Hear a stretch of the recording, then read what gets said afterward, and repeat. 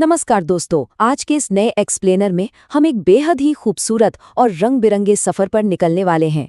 हमारा विषय है प्रकृति का उत्सव, हिमालय की सैर और त्योहार। अक्सर हम सोचते हैं कि त्योहार बस घरों में सज धज कर मिठाइयाँ खाने का नाम है, लेकिन आज हम देखने वाले हैं कि हमारी प्रकृति अपना जश्न कैसे मनाती है। तो चलिए, सबसे पहले एक बहुत ही दिलचस्प सवाल पर गौर करते हैं। क्या सिर्फ इंसान ही त्योहार मनाते हैं या हमारी प्रकृति भी? जरा सोचिए। जब हम जश्न मनाते हैं तो नए कपड़े पहनते हैं, घर सजाते हैं, लेकिन जब मौसम बदलता है तो हमारी धरती भी तो ठीक ऐसा ही करती है। पेड़ों पर नई नई पत्तियां आती हैं, रंग बिरंगे फूल खिलते हैं, मतलब प्रकृति पूरी तरह से एक नए और ताजे रूप में सज जाती है। यही तो है उसका अपना त्योहार मनाने का तरीका। अब आगे बढ़ते हैं अपने पहले भाग की तरफ, हिमालय की ओर ऋषि की यात्रा। खैर, इस पूरे बात को हम ऋषि नाम के एक बच्ची की कहानी से समझेंगे। ऋषि जम्मू से अपने मम्मी पापा के साथ हिमालय घूमने जा रहा है। और वो इतना एक्साइटेड क्यों है? क्योंकि वो अपने कजिन्स यानी अपने चाचा, मामा या मौसी के बच्चों से मिलने जा रहा है। उसके कजिन्स का नाम है चिया और नोनिका। हम सब जानते हैं, छुट्टियों में कजिन्स के साथ मस्ती करना पूरे ट्रिप का सबसे मजेदार हिस्सा होता है ना? ऋषि भी इसी बात को लेकर फूला नहीं समा रहा है। अब जैसे जैसे बस पहाड़ों पर ऊपर चढ़ती है, बाहर का नज़ारा एकदम बदल जाता है। ऋषि खिड़की से बाहर उन रास्तों को बड़े गौर से देखता है जिन्हें हेयरपिन टर्न्स कहते हैं। ये वो घुमावदार मोड़ होते हैं जो बिल्कुल बालों में लगाने वाली पिन की तरह मुड़े हुए होते हैं। पहाड़ी रास्तों पर यह बहुत आम बात है। एक तरफ ऊंचे पहाड़, दूसरी तरफ गहरी खाई। सच में ये नज़ारा जितना खूबसूरत होता है, उतना ही रोंगटे खड़े कर देने वाला भी। और इसी रोमांच के बीच आते हैं हम अपने अगले विषय पर, सड़क सुरक्षा, जरूरी नियम। देखिए, जब रास्ते इतने घुमावदार हों तो सेफ्टी सबसे पहली प्राथमिकता होनी चाहिए। सफर के दौरान ऋषि की माँ उसे कुछ बहुत ही क्रूशल बातें समझाती हैं।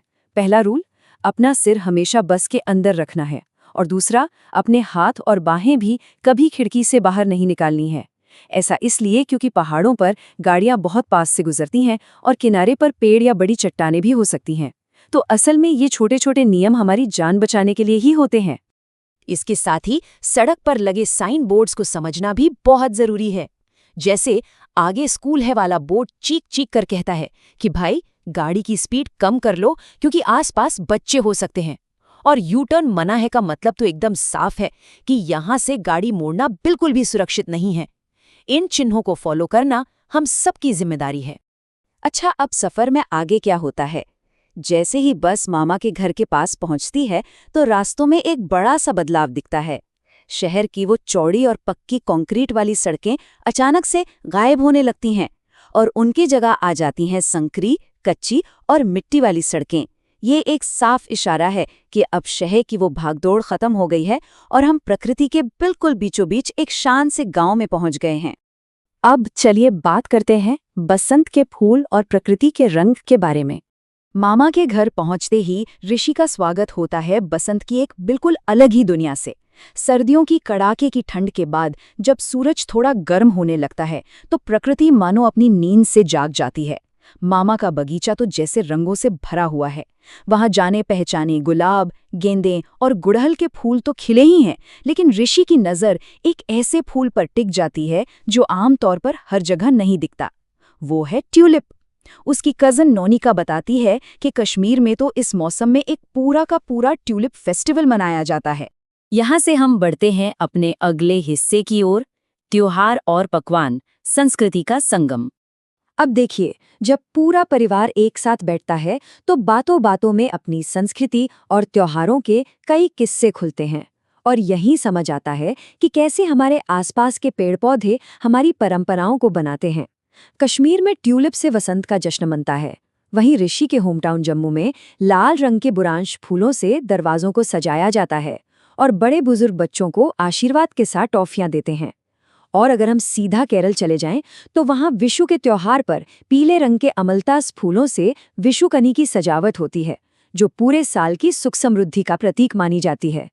और सच बताऊं, कोई भी त्योहार लजीज पकवानों के बिना तो एकदम अधूरा है। असम में मनाए जाने वाले बिहू पर खास पीठा बनता है। छठ पूजा का प्रसाद तो ठेकुआ के बिना सोच ही नहीं सकते।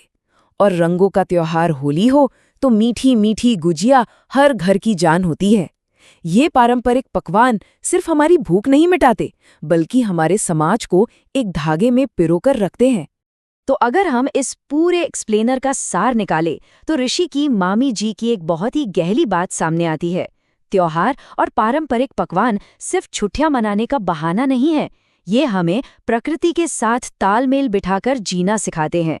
जब हम अपने आसपास खिलने वाले फूलों और उगने वाली फसलों के हिसाब से त्योहार मनाते हैं, तो हम असल में हमारी इस खूबसूरत धरती का सम्मान और शुक्रिया अदा कर रहे होते हैं। इस शानदार सफर को खत्म करने से पहले एक सवाल सोचने के लिए छोड़कर जा रहा हूं। आपके अपने इलाके में बसंत ऋतु में कौन सा त्योहार मनाया जाता है? जरा सोचकर देखिए। अपने आसपास गौर कीजिए और अपनी स्थानीय परंपराओं को पहचानने की कोशिश कीजिए। इससे हम प्रकृति के इस जश्न का एक सच्चा हिस्सा बन पाएंगे। आज के इस एक्सप्लेनर में हमारे साथ जुड़ने के लिए बहुत बहुत धन्यवाद।